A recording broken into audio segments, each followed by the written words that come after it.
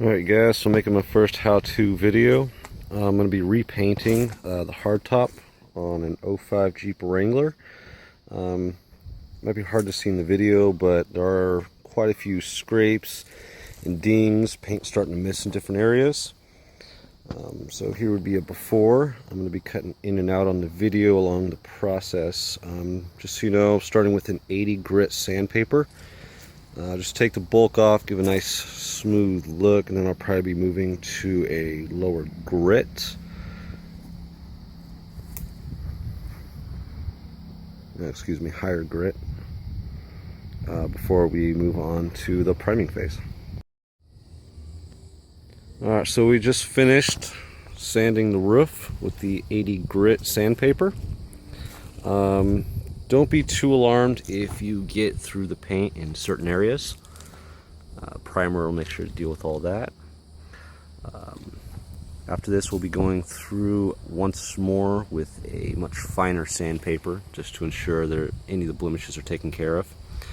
As you can see, the ground is all wet. That is because we took the hose and blasted off as much of the film from the 80 grit as we could, just to ensure that the finer grit sandpaper doesn't clog up as soon as we start using it. You can do this by hand, but we went with an electric sander, which is much more efficient. You just need to be really careful, obviously, not to hit your glass or any of the seals around your glass. And if you're using a coarser sandpaper like we went with 80 grit, then you're going to need to be pretty careful not to dig too much into the fiberglass. Obviously, once you complete the painting process, you're going to see any major defects. So say you take a huge chunk out, let's see, this is still pretty minor, but anything you do is going to show up, especially if you're using a high gloss paint. So just be sure, especially along the seams, which seem to have the majority of the issues sanding wise. Just be careful not to get too much into it, because that is going to end up showing in the final product. Alright, so we just finished sanding with 360 grit sandpaper.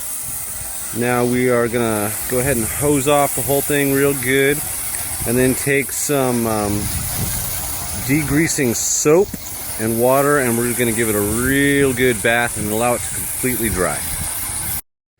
A quick side note before we go any further, if you come across any cracks, holes, major damage that need to be addressed, now would be the perfect time to go ahead and fix them.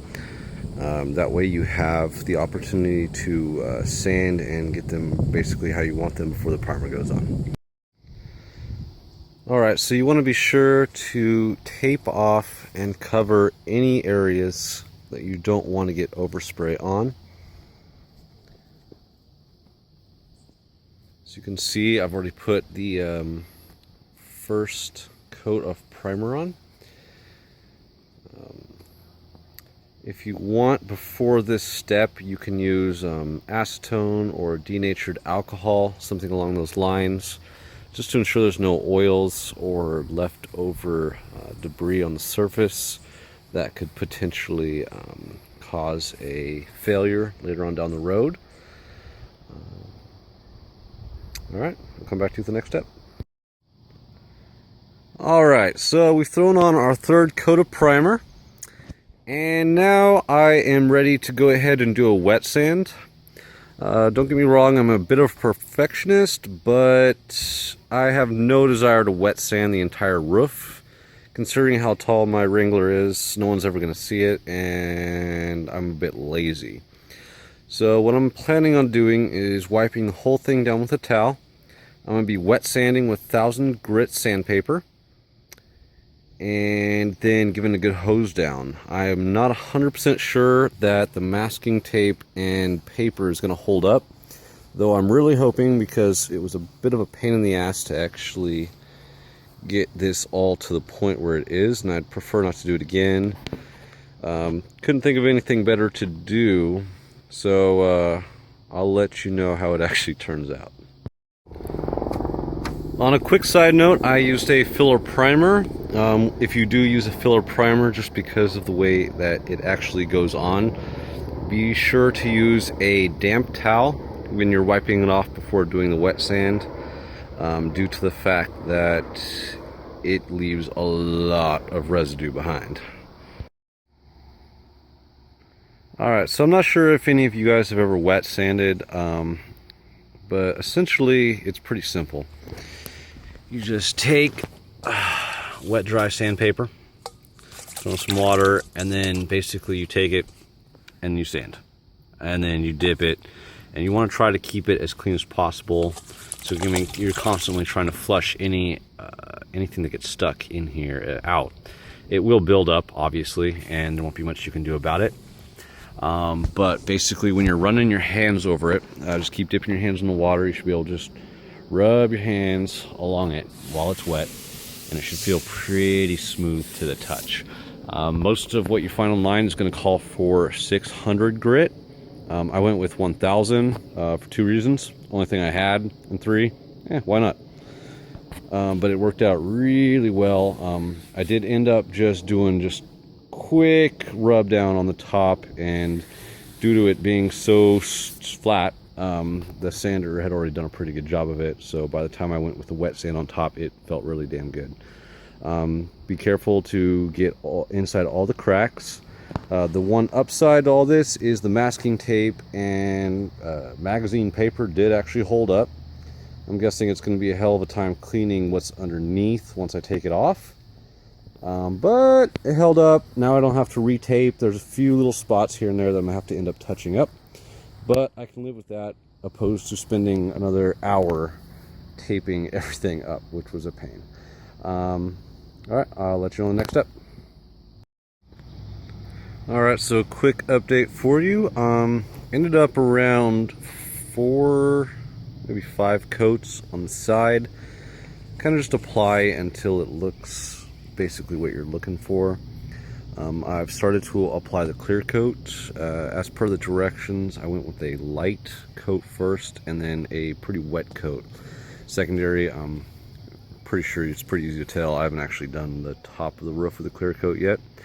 I'm going to basically get the sides to where I want them, and then apply the rest to the top.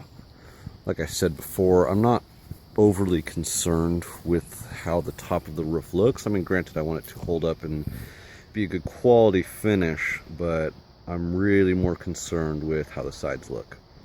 I will go ahead and post another video after I've finished the clear coat. Alright, so it's probably a little hard to tell from the video, but I ended up around 4 coats of clear coat on the sides and about 2 up top. I should note that before you go on to the clear coat phase, make sure you deal with any drips or issues that you got during the primary paint phase. Alright, you guys, well, went ahead and threw on the clear coat. Notice I didn't go very thick on top.